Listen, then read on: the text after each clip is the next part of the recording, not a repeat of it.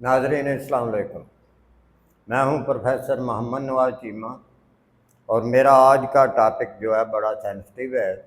ये जो हमारा एक हिस्सा था जिसको मशरक़ी पाकिस्तान कहते थे, ये किस तरह हमसे लैदा हुआ, क्या हालात थे, क्या उनके साथ सलूक किया गया, कैसे जो था वो हमसे तकरीबन 23 ईयर्स हमारे साथ रहने के बाद जो था हमसे टूट गया।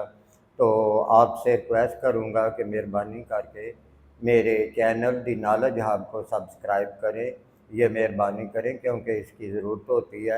और उसके बाद जो है ये एक बेहतरीन जो है वो टॉपिक है, इसको सुने और अपने इल्म में इजाफा करें। मशरक़ी पाकिस्तान के टूटने की वजूहात, एक तरीही सियासी और माशी तजज़िया।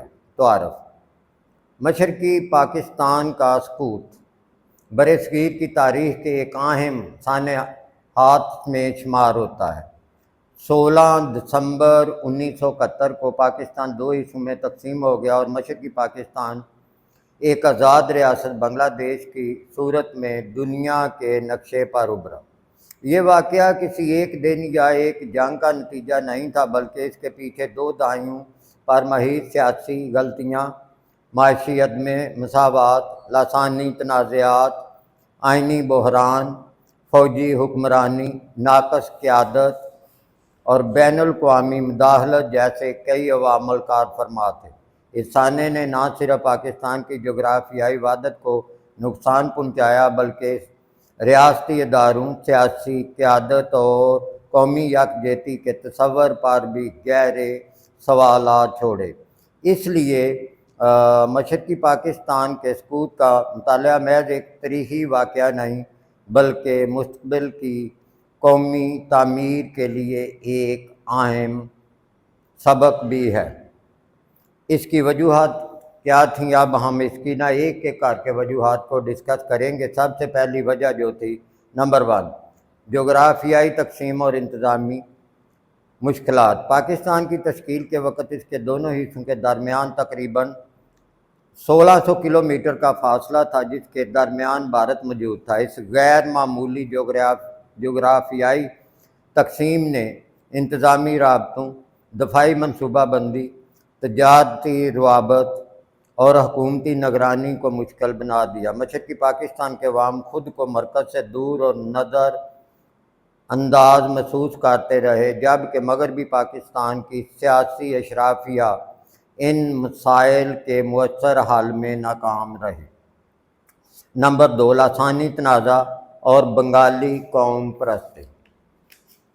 1948 में मोहम्मद अली जिन्ना ने उर्दू को वाहिद कौमी ज़बान करार दिया। हालांकि उस वक़्त मुल्क के 54% लोग बंगाली ज़बान बोलते थे।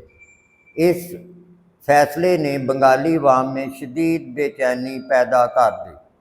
1952 की बंगाली ज़बान तहरीक में मुतअद्दिद तलबा जान बहक हुए, जिसके बाद ज़बान का मसला महज सकाफ़ती नहीं बल्कि सियासी शनाख्त का मसला बन गया। यही तहरीक बाद में बंगाली कौम परस्ती की बुनियाद बनी और मरकज़ के ख़िलाफ़ अवामी जज्बात को मज़ीद तक़वियत मिली। नंबर 3, माशी नाइंसाफ़ी और वसाइल की गैर मामूली तकसीम। मशरक़ी पाकिस्तान मुल्क की बरामदात, ख़ुसूसन जूट, ये जूट से मुराद ये है कि ये पर्सन कह लें या इसकी बोरियां बनती थी, उसकी तरफ इशारा है, से सबसे ज़्यादा ज़र मुबादला कमा रहा था। लेकिन तरक्याती मनसूबों, सनतों, इंफ्रास्ट्रक्चर और सरकारी सरमायाकारी का ज़्यादा हिस्सा मगरबी पाकिस्तान में खर्च किया जाता रहा।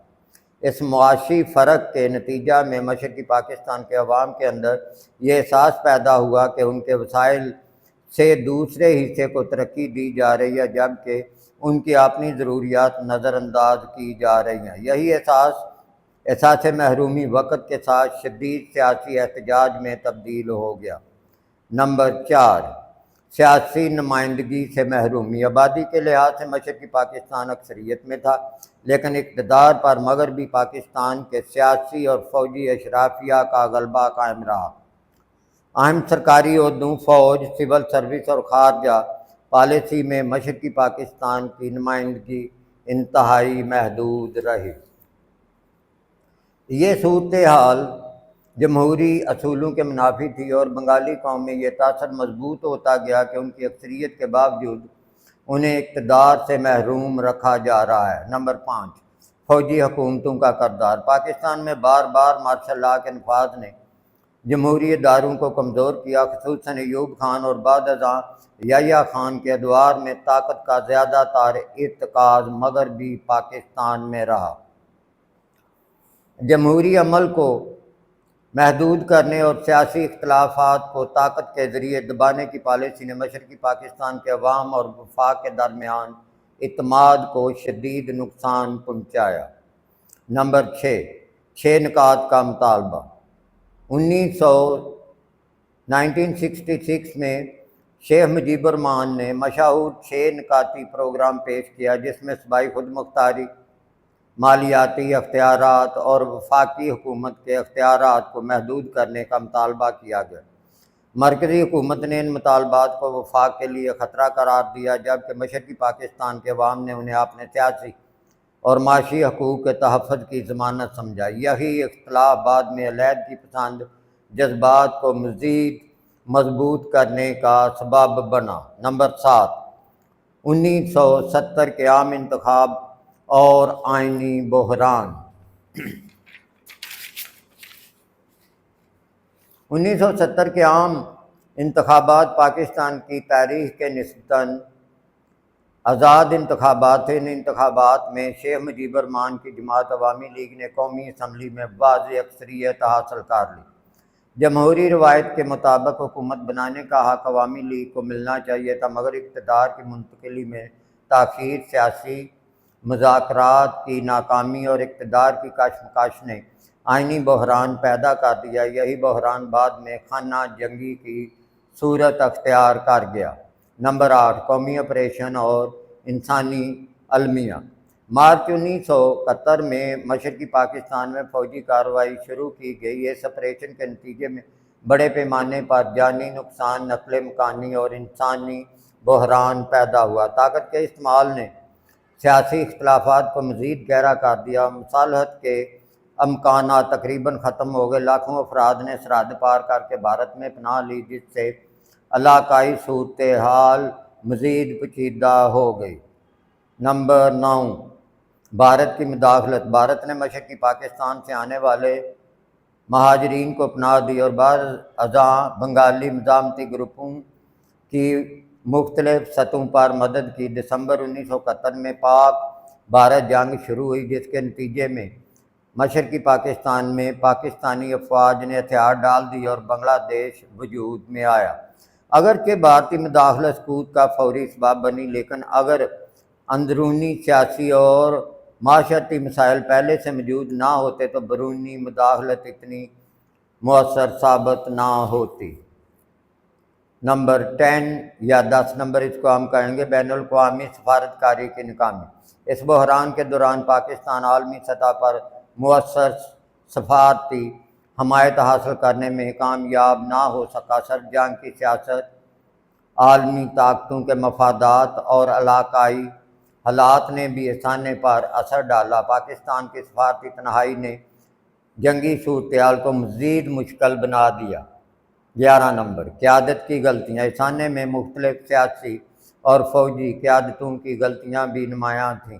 سیاسی مفاہمت میں ناکامی، آئینی مسائل کو مذاکرات کے ذریعے حل نہ کرنا، طاقت کے استعمال کو ترجیح دینا اور قومی مفاد پر سیاسی مفاد کو فوقیت دینا سقوط مشرقی پاکستان کے اہم اسباب میں شامل تھا۔ نمبر 12، قومی شناخت کا بحران۔ پاکستان کی ابتدائی ریاستی پالیسی میں مذہبی شناخت کو قومی وحدت کی بنیادی اساس تصور کیا گیا، لیکن لسانی، ثقافتی اور علاقائی شناختوں کو مناسب اہمیت نہ دی گئی۔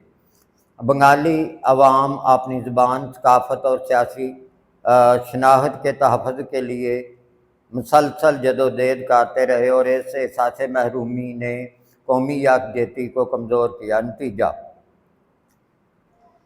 مشرقی پاکستان کا سقوط کسی ایک شخصیت، ادارے یا واقعے کا نتیجہ نہیں تھا، بلکہ یہ سیاسی نااہلی، معاشی ناانصافی، لسانی حساسیت، آئینی بحران، فوجی مداخلت، قیادت کی غلطیوں اور بیرونی عوامل کا مشترکہ حل تھا۔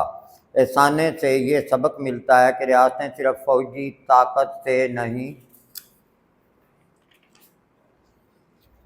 بلکہ انصاف، جمہوریت، مساوی ترقی، آئین کی بالادستی، سیاسی برداشت اور تمام اکائیوں کو برابر کے حقوق ملنے سے مضبوط ہوتی ہیں۔ اگر کسی ریاست میں عوام کو سیاسی نمائندگی، معاشی انصاف اور ثقافتی احترام میسر نہ ہو تو قومی یکجہتی کمزور پڑ جاتی ہے۔ لہذا پاکستان کی مضبوطی اسی میں ہے کہ وفاقی اکائیوں کے حقوق کا احترام کیا جائے، جمہوری اداروں کو مستحکم کیا جائے اور قومی مسائل کو مذاکرات، آئین اور انصاف کے ذریعے حل کیا جائے تاکہ مستقبل میں ایسے المناک تاریخ دوبارہ نہ دہرائی جائے۔ میرے بھائیوں، آج اتنا ہی۔ مہربانی کر کے پھر میں آپ سے ریکویسٹ کروں گا کہ میرے چینل کو سبسکرائب کریں اور اگلی ویڈیو کا انتظار کریں۔ Thank you very much.